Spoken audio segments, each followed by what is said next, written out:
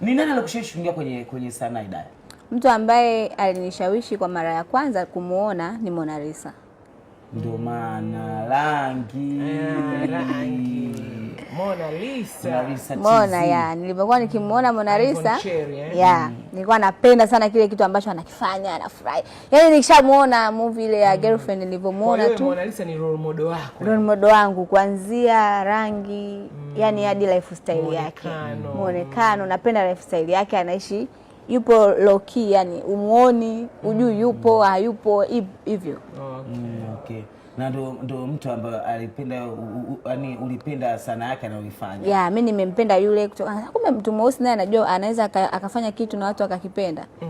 Na mtu mwingine ambaye aliniconvince kabisa kwa maneno ni dada fulani alikuwa anaitwa Kisosi. Aliwahi kuigiza na Kitale, Teja la Kike kama unakumbuka enzi hizo.